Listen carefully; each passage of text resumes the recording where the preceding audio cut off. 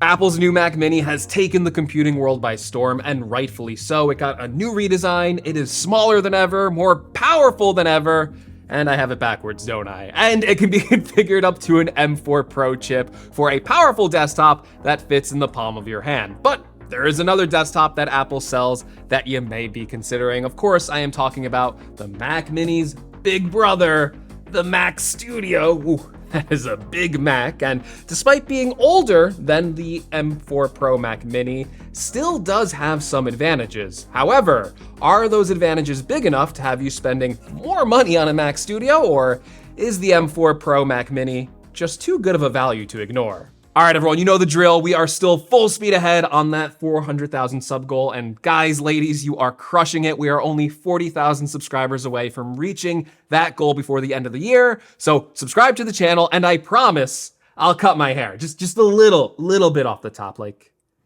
I'll cut this little, no, it's too much. Yeah, this little strand right here. I'll cut it if you subscribe right now.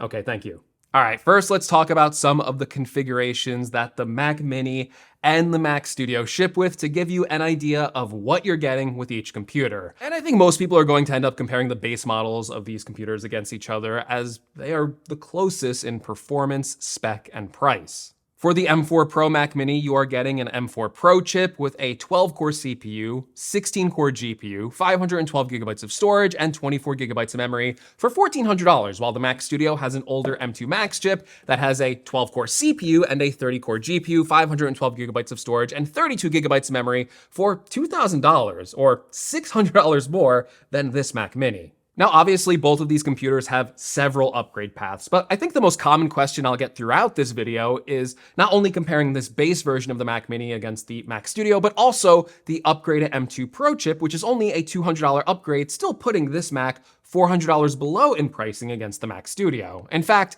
you can get a fully upgraded Mac Mini with an additional 48 gigabytes of memory for the same price as the base level Mac Studio. The Mac Studio has similar upgrades, but it can scale even higher, going all the way up to a Mac Studio with an M2 Ultra chip with up to 192 gigabytes of memory. But even just upgrading to that M2 Ultra chip alone will cost you an additional $2,000. And while I'll be showing you a bit of what you can expect by going for an upgrade that high, the main focus on this video will be comparing the base model against the base model. So besides the internal power differences, what are the design differences between the Mac Studio and the Mac Mini? Well, you don't have to be a genius to know that the Mac Mini is smaller than the Mac Studio.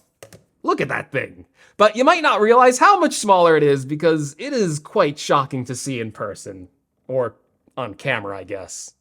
Placing them side by side, you can see the Mini is much smaller, and after picking both of these up, much lighter. In fact, you can stack two Mac Minis on top of each other, and it is only slightly taller than the Mac Studio. And it would take about 3 to 4 Mac Minis side by side and stacked on top of each other to reach the size of the Mac Studio. Now, yes, this is a really great technical achievement for the Mini, but it doesn't make that much of a real-world difference in practical use. Both of these computers are small compared to most PCs, and they'll both fit on your desk and take up very little desk space. Although the Studio can't fit in your coat pocket, so that is a clear win for the Mini. Don't make fun of my coat, okay? It's alpaca. It's nice and soft. Where did I even get this thing from? Someone take this thing off me. Now, despite the small size of the Mini, it actually has a very respectable port selection with 3 Thunderbolt 5 ports, an HDMI port, an Ethernet port, and 2 USB-C ports on the front, as well as a 3.5mm headphone jack.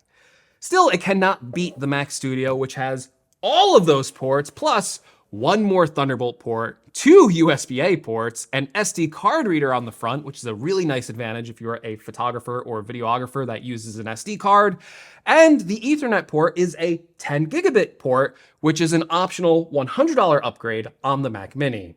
However, the biggest weakness of the Mac Studio is that even though it has more Thunderbolt ports, they are slower Thunderbolt 4 ports. So in the future, as faster Thunderbolt 5 accessories are released, this will be a big advantage on the Mac Mini for faster external storage, higher resolution, and faster refresh rate display support, and support for Thunderbolt docks with even more ports and bandwidth. There's also a few other design differences, like the power button on the Mac Mini being on the bottom, whereas on the Mac Studio, it's just on the back.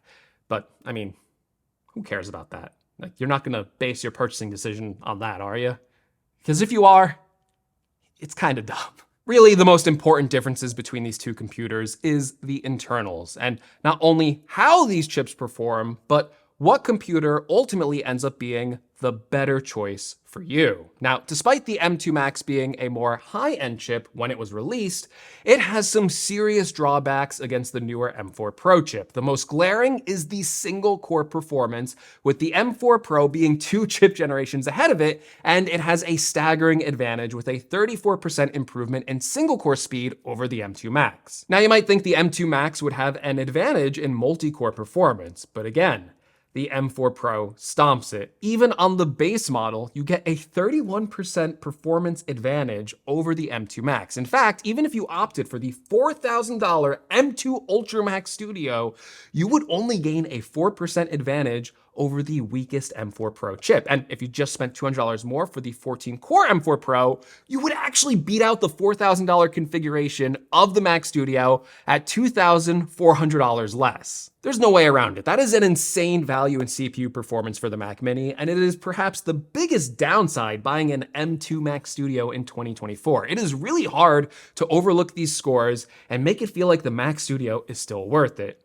Despite that, we have to be fair to the Mac Studio, and there is still one area where it really pulls ahead of the M4 Pro chip, because despite the M2 Max chip still being 2 generations behind the M4 Pro chip, the sheer number of GPU cores available on the M2 Max make it a much better machine for GPU-related tasks. In benchmark after benchmark, test after test, the GPU on the M2 Max was way ahead of even the 20-core M4 Pro chip, offering around a 22% improvement in Metal GPU performance, a 14% jump in the Aztec Ruins high-tier 4K benchmark, and netting around 16 more frames per second in the Shadow of the Tomb Raider benchmark. That, mind you, is on the lowest-end M2 Max chip. When you look at the M2 Ultra chip, you can see the brute force of what you can get in terms of graphics performance, with as high as a 66 performance improvement over the 20-core M4 Pro. Although even in some real-world workloads, this could lead to not that much of an advantage. My buddy Luke Miani has a full spec'd out M2 Ultra, which I do not, probably because he's filthy rich and I'm just not filthy rich. I'm just rich, like clean rich. Anyway, he found out that rendering out 30 minutes of 4K ProRes in Final Cut Pro was only about a 10-second difference between the M2 Ultra and the M4 Pro chip. Still, I found when exporting Final Cut footage, even the base level M2 Max chip still had an advantage here, and it took longer to do on the M4 Pro chip. But again, that's just one specific workload I do for video exporting, which does utilize the encoders on the Max chip and the Pro chip, and the Max chip just has more of those encoders, and then, you know, it has a better combination of GPU performance as well as CPU performance. But for some tasks, depending on your workload, the M4 Pro will certainly be faster, especially if it's very CPU dependent. Long story short, CPU advantage, M4 Pro, GPU advantage, M2 Max. But there are other factors besides benchmarks and speed that could influence your purchasing decision. For example, during certain stress tests on the M4 Pro chip, I could hear the fan spin up on my Mac Mini. Whereas on the Mac Studio, I have never heard the fans make a peep even during the most strenuous workloads. And the Mac Studio always remains cool to the touch, whereas the M4 Pro Mac Mini can get quite warm.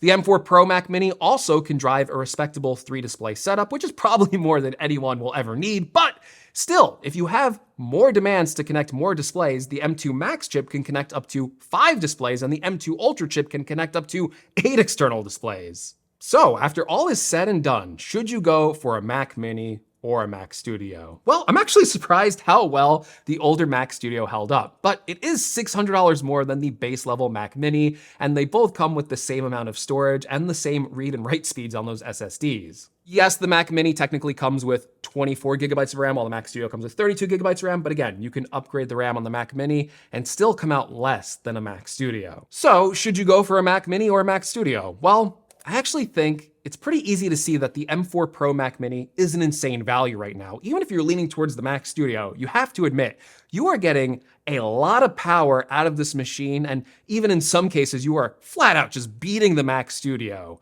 And this ultimately makes this the better value over this older computer. I don't think that's a controversial statement to make, and I think for most people, the M4 Pro Mac Mini is the right choice, especially at the lower end price point. Still, despite all that, the Mac Studio does still have its place and some advantages to the number of ports it has, its silent operation, and the better graphics capabilities than what you can get on the Mini. But while there are still genuine advantages to the Mac Studio, I think my ultimate recommendation, and this is the best recommendation I can make, is that if you are interested in the Mac Studio and you want it over the Mac Mini, my best advice would be to not buy this right now.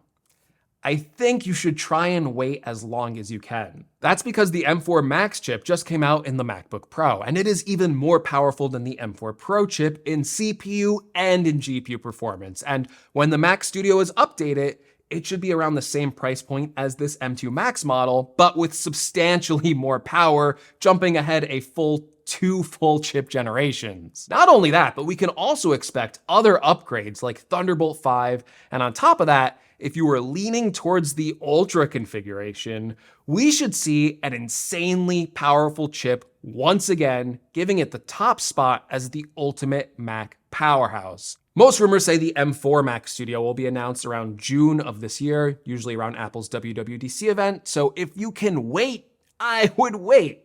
But for those of you unwilling to wait, the M4 Pro Mac Mini still has my recommendation ultimately for the value it currently delivers. So hopefully you found this video helpful. If you did, please give me a like. If you want to purchase any of these Macs, please consider using my affiliate links in the description below to help the channel out.